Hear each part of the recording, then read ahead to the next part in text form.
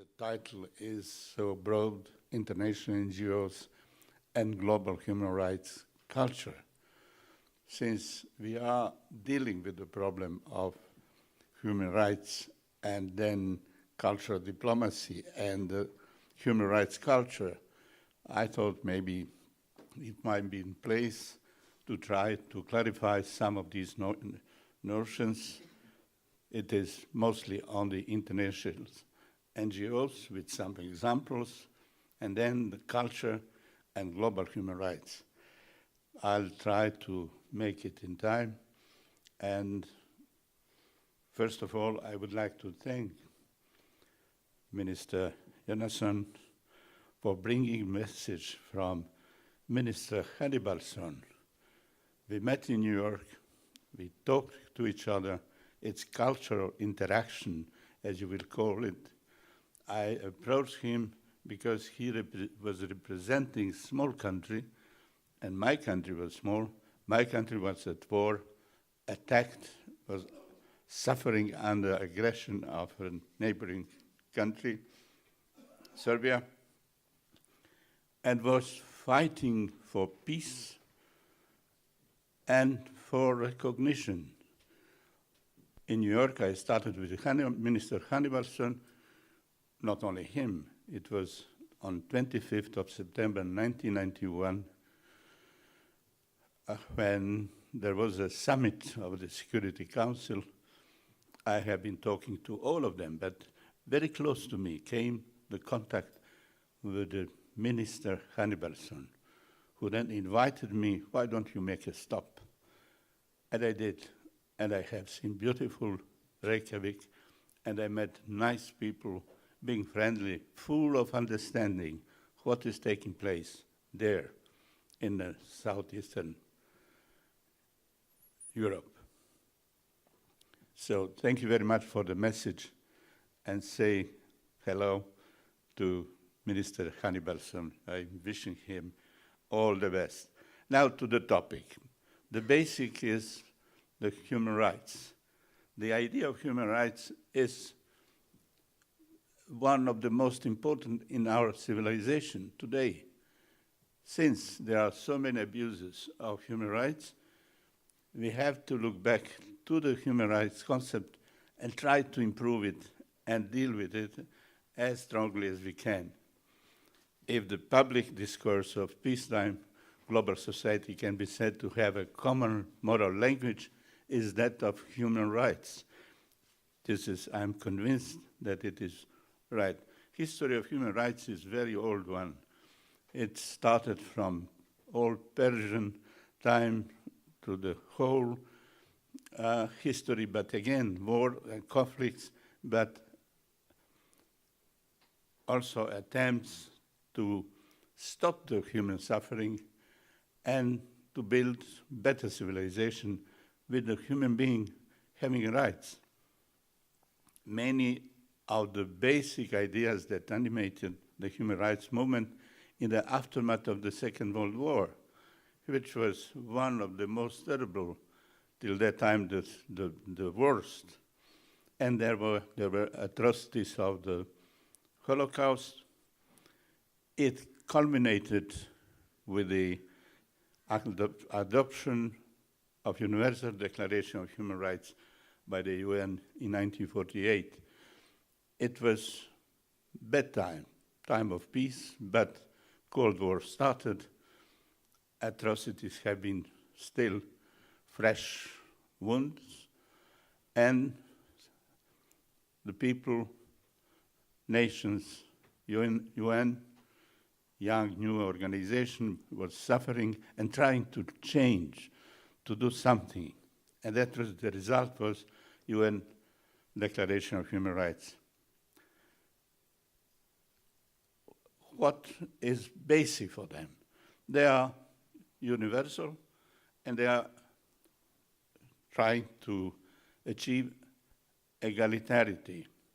Human rights are commonly understood as inalienable fundamental rights to which a person is inherently entitled simply because she or he is a human being.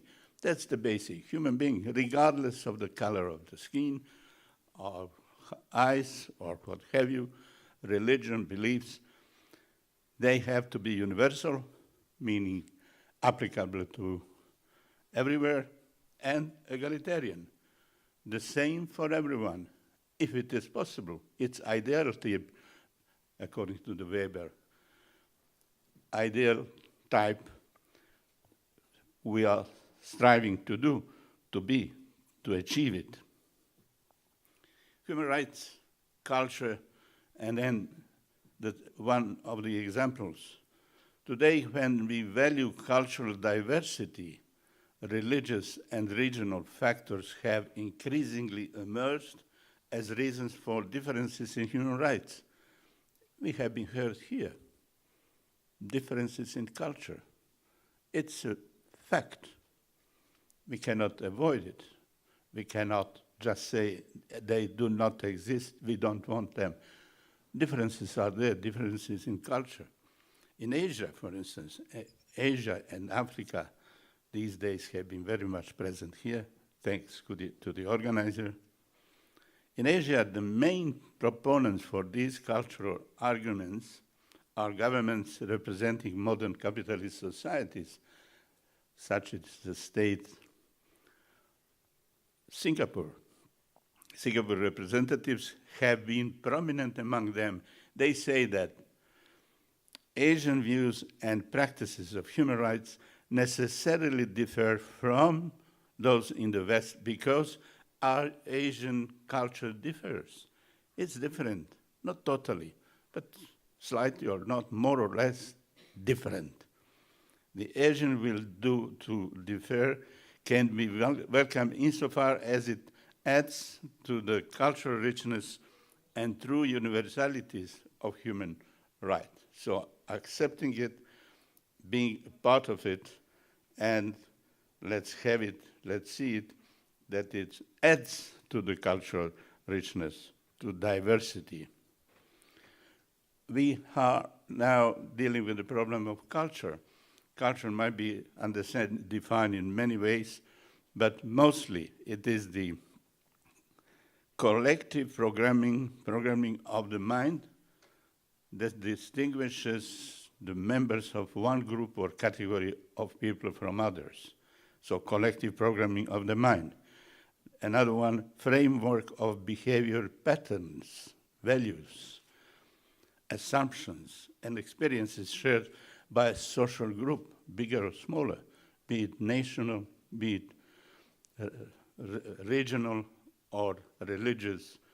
A group has its own culture. Or it is social heritage of a group, organized community or society. And we tend to go toward human rights culture. This is one attempt to define it. Human rights culture means an integral approach to human rights and an alternative to totalitarian, non-democratic system which disregard and abuse of human rights.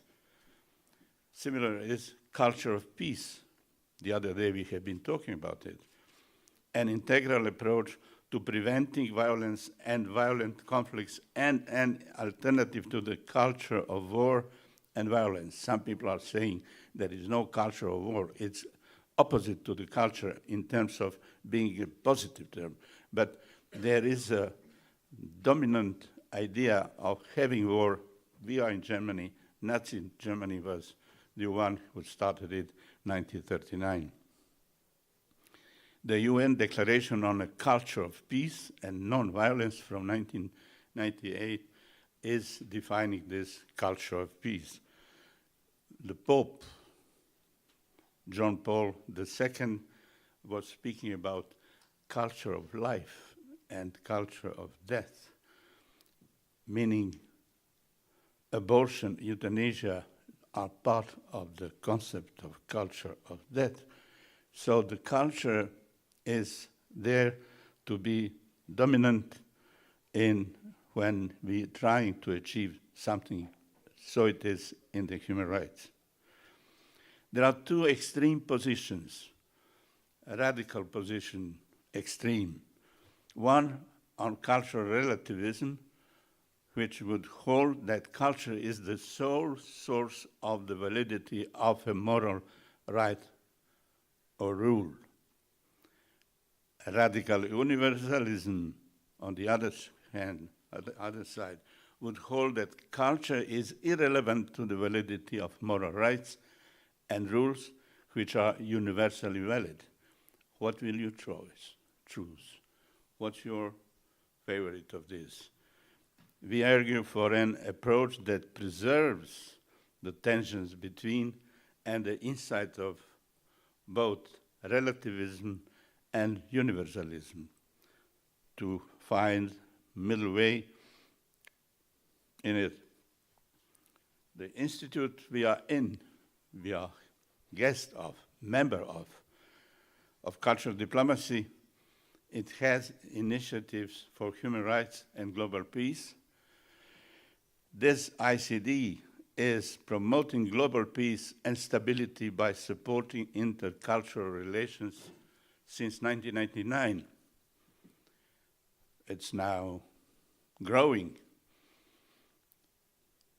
ICD pursue the following aims: to promote the universality of fundamental human rights, then social economic development in developing countries, and strengthen intercultural relations in order to promote global peace.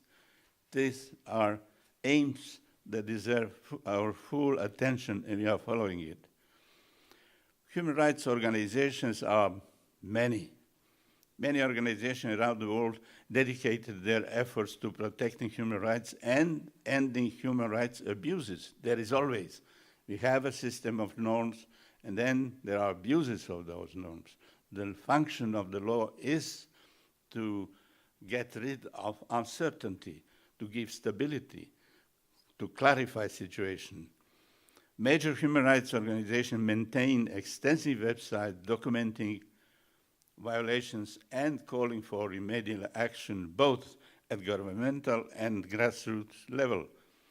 Public support and condemnation of abuses is important to their success, as human rights organizations are most effective when their calls for reform are backed by strong public advocacy. Non-governmental organizations, NGOs, globally the champions of human rights, have most often been citizens, not governmental officials. Non-governmental organizations have played a primary role in focusing the international community on human rights issues. NGOs monitor the actions of governments and pressure them to act according to human rights principles.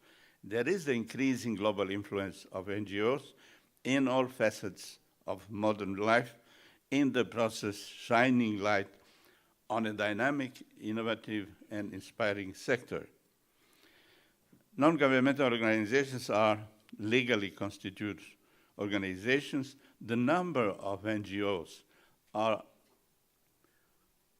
fascinating. NGOs operating in the US, there is more than 1.5 million. In Russia, 277,000. In India, more than 3 million of NGO organizations. We don't know for the situation in China.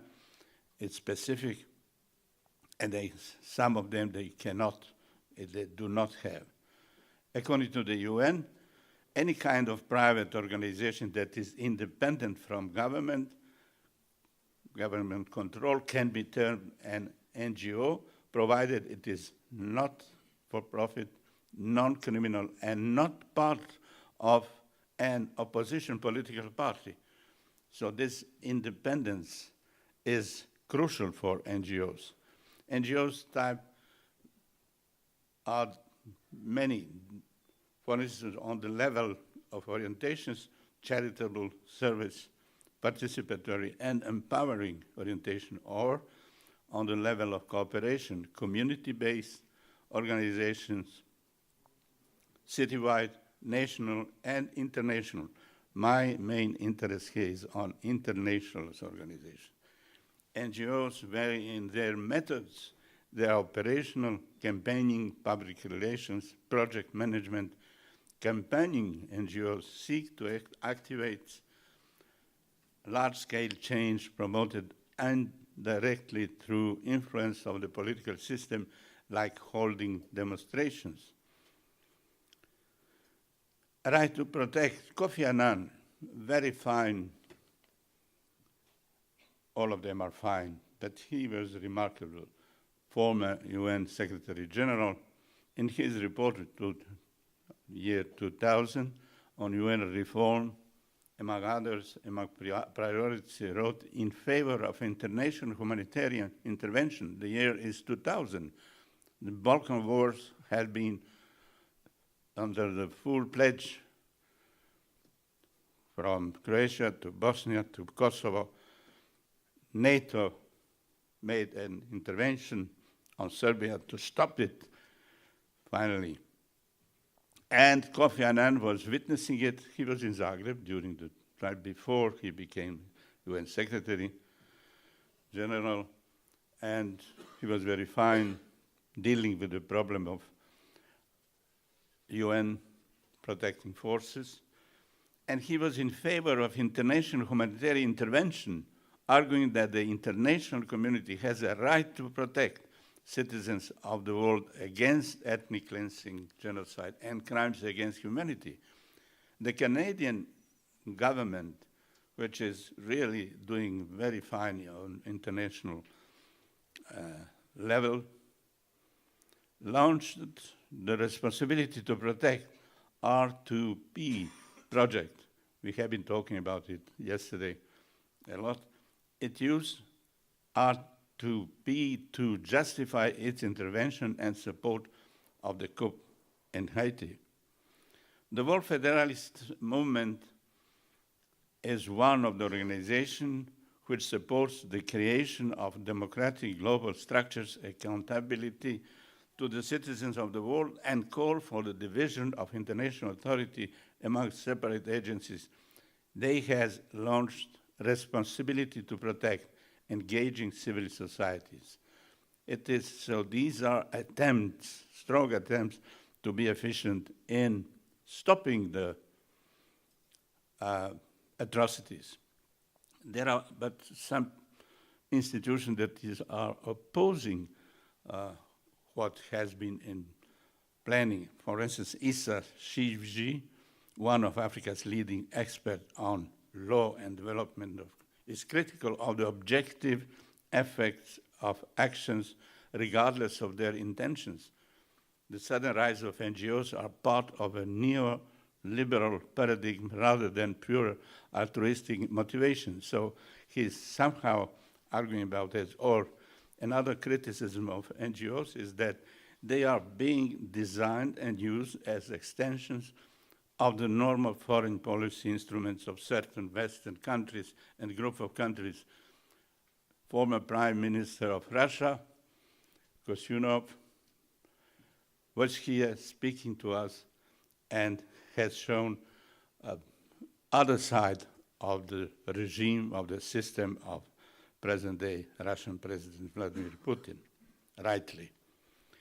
I have chosen several international organizations acting internationally as NGOs. Medecins Sans Frontières, Doctors Without Borders is a French scholar, secular humanitarian aid NGOs, received the 1999 Nobel Peace Prize in recognition of its members' continued efforts to provide medical care in acute crisis, as well as raising international awareness of potential humanitarian disaster. The organization, with over 26,000 doctors and other medical professionals in about 70 countries, they have been active in Croatia, in Bosnia and Herzegovina. They came for Christmas time and besieged Dubrovnik, the city under protection of UN. UNESCO which has been attacked from the neighboring Montenegros and other forces, and he was there. The city was without water and electricity. He made then report on this, went to Chechnya and Kosovo, Rwanda, and other places. Kushner was one of representatives who was trying to say that there is the right to intervene and the use of armed force for humanitarian reasons. He has seen it. As a doctor, he understood it, what is so wrong on non-intervention. But there was opposition within this organization of his, trying and doing it to be independent from all political, economic, and religious powers. They have been present in Srebrenica in Bosnia and Herzegovina, where 40,000 Bosniak civilians, inhabitants were deported, and more than 7,000 people were killed in mass execution. And that was a terrible place. And UN forces, Dutch battalion, was separating men to be killed from female children, but female children, not male children. And it helped Mladic to kill more than 7,000 people in 2-3 days in July 1995. These volunteers have been exposed and sometimes arrested and abducted.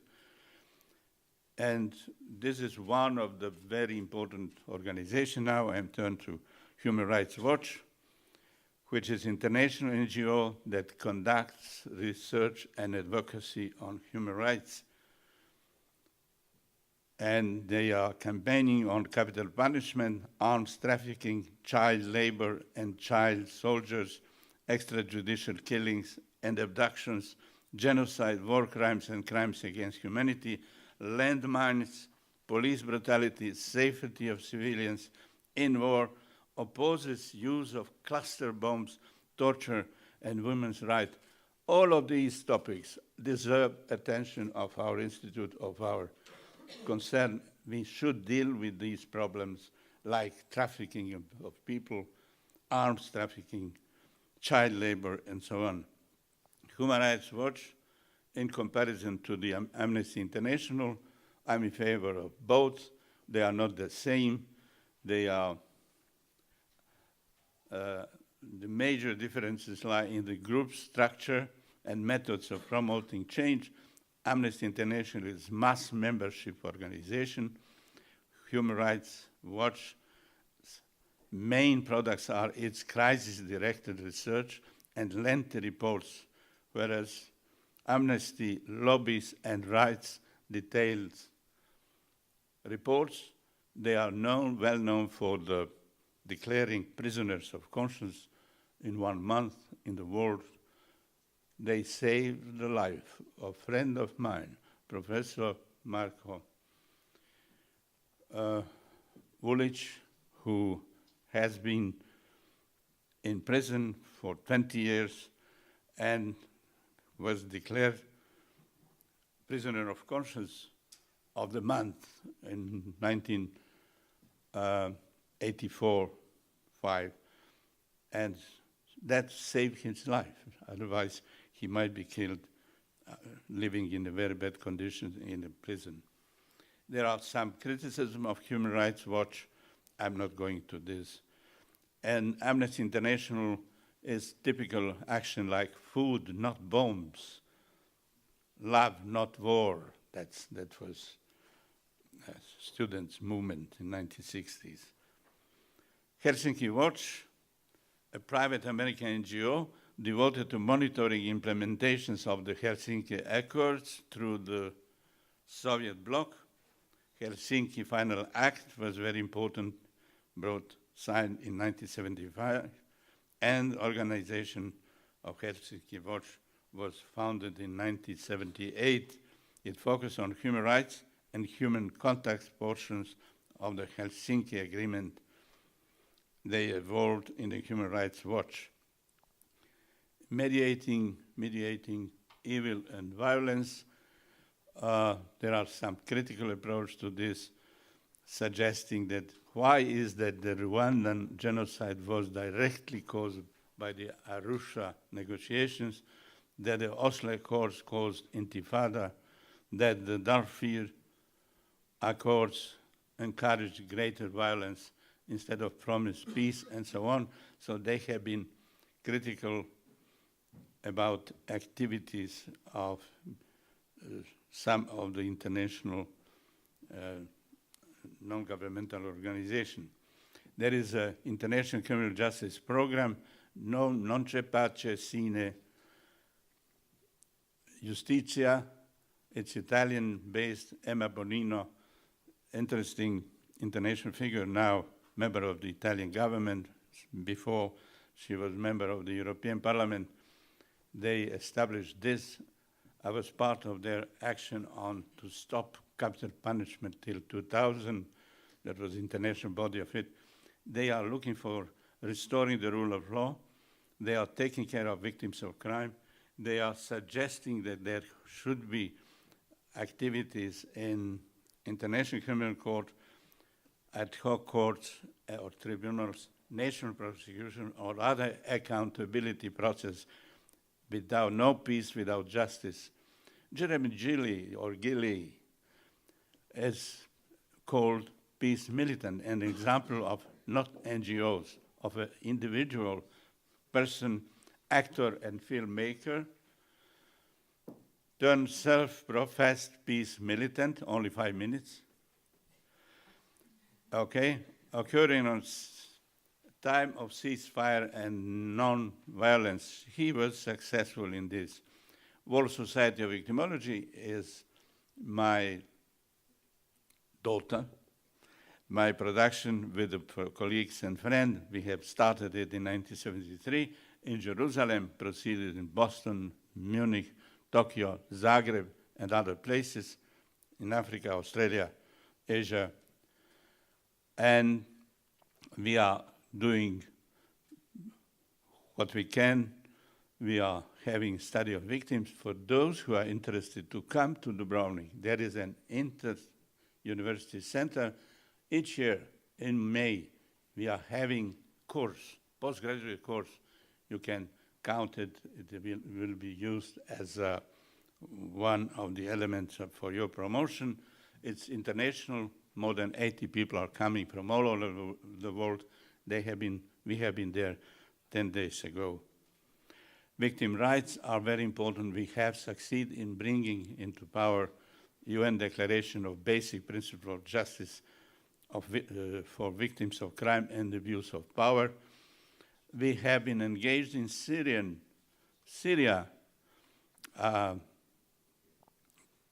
atrocities, trying together with No Peace Without Justice, Human Rights Watch, and the other, to refer to the situation in Syria where more than 80,000 people have been killed. Child Soldiers International is a very fine organization.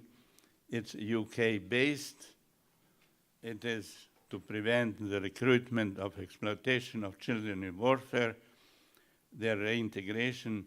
Its primary function is to act as an informational resource center for related NGOs. They are a coalition. They have a coalition to stop the use of child soldiers. You are quite a good number of you from Africa. You know that it has been not only there, but mostly in Africa, the use of child soldiers is to the detriment of human rights. It's bad. International Red Cross is another organization which is not NGOs, but it is one of the best, of the most valuable international organization fighting for human rights. Conclusions: human rights exist embodied in the Universal Declaration of Human Rights and the entire body of international human rights law. They are recognized, at least in principle, by most nations and form the heart of many national constitutions. Yet the actual situation in the world is far distant from the ideals envisioned in the Declaration.